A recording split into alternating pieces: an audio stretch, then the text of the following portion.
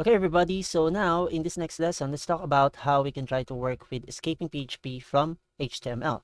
And we did learn, just a quick recap, we did learn from our previous lesson the echo statement, how we can try to output information and display information on our browser using the echo statement and the print statements. We talk about the importance of considering it like in the English language that contains proper grammar.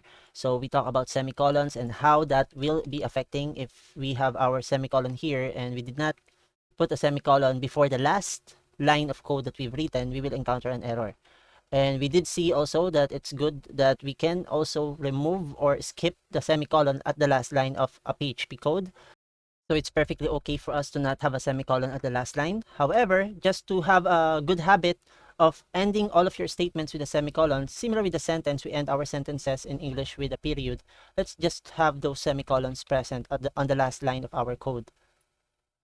Now, the next topic that I just want to tackle is, let's just go first try to create a new folder. And let's just say this is going to be Lesson 8 Escaping PHP.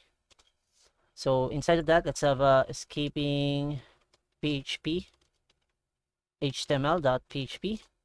And again, just as a bit of an exercise already, we're trying to exercise here how we can try to go and have the following, or at least we'll have something being done in a web browser. And let's have escaping PHP from HTML. And let's just get this escaping PHP html.php, and we want to get that from our directory lesson 8 escaping, and let me just check here, PHP. This just simply means that we want to separate our PHP code from HTML.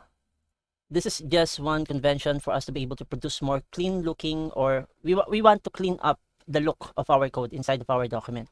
So if we wanted to echo out HTML markup, so let's go here, let's just create another HTML5 document just to get our hands dirty.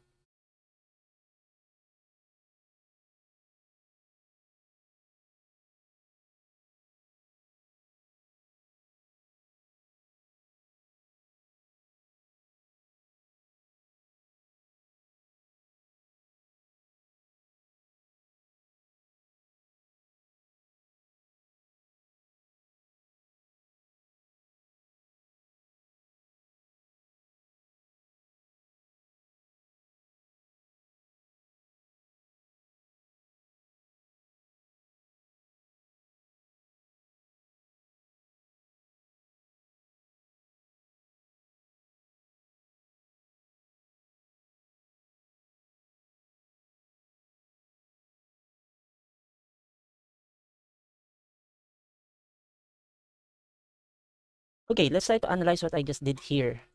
Okay, so let's try to analyze here. So we do have a paragraph. We also have another paragraph. This one, this is the second paragraph, this is the first paragraph, and this is the third paragraph, right? And if we go back to our code, let's just add some dots here because we know that paragraphs ends with a dot or a period. And we can see that this is PHP code inside of an HTML element. And we're separating the first paragraph from the third paragraph, and we are escaping PHP from HTML. So the idea of escaping from HTML is that we are going to have anything outside of the PHP closing tags or opening and closing tags is going to be ignored by the PHP language or the parser, PHP parser.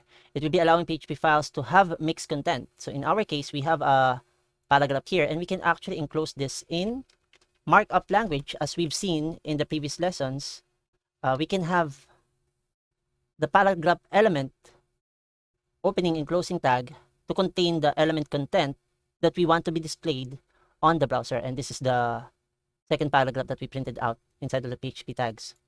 And if I just, hello world, I'm Rod. This is the second paragraph printed out of PHP tags. And you will see it already created an automatic line break. And we know that paragraphs normally has an automatic line break.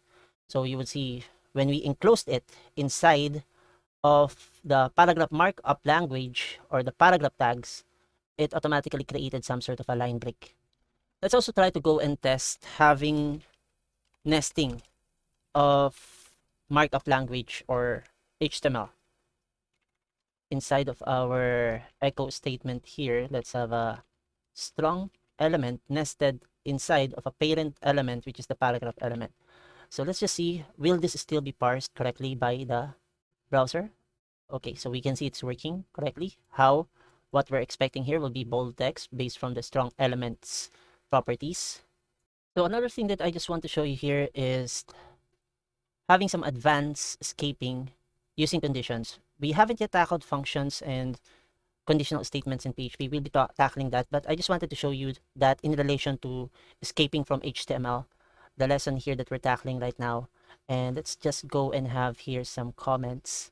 And let me just go have here a comment from where I'm just going to use a comment in the markup without escaping, and let's have a with escaping, just to show you an example. And let's have a PHP opening and closing tags, and in here let's have an if statement that will have a condition of checking if 1 is equals to 1. Then if that's true, we want to print out this paragraph that will be this works all right. Okay, and let's close that. So we know that 1 is equals to 1, and this is without escaping. So if I go back to the browser, let's try to check what are we going to get. This works all right. What if we also do that same syntax of an if statement and an if conditional statement that contains an echo statement, and let's try to break this down into parts. So let's say I would want to have here this PHP block, and I would want to have if here. So will this still be working? And again, we're just going to break this down, and we want to have a paragraph element, and this should also work too. Okay, and then we want to close this part. We just want to have that code block operator inside of our PHP. So we have that closing. You'll see it's already turning into yellow. That means it's being parsed correctly. And we do see here we have this should work. If this should work too, PHP, and let's see.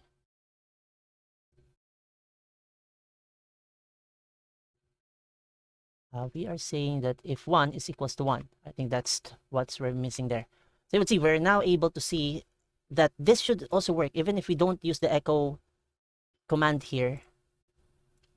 We should be able to see this line of text on line 27 on our browser. And just take note, let me just add some spaces here. This is exactly the same code block that is checking for a condition if it is true. So if 1 is equals to 1, we want to echo using the PHP parser, the paragraph this works all right. And if 1 is equals to 1, then we're checking, and then we're closing it with a PHP closing tag, and then we're using HTML markup, which is the paragraph tag, and we're closing that by separating the code block operator or the curly brackets, closing curly brackets here. And if we go back to our browser, let's just see if this is going to be displaying properly. And both of them are also working correctly. So I did mention the importance of going through some documentation, and you will find this available in the documentation. So we do have examples here. I'll be leaving a link to this for additional reading. And if you have some extra time, I would really recommend that you go through some of the contributed notes by other developers before us. It's a treasure hunt. I would say that you get to read some comments and discussions that are being talked about, or things that are being shared by the community members when it comes to the use of specific concepts in the language. So I think that's it for this video. Thank you everybody, and see you on our next lessons.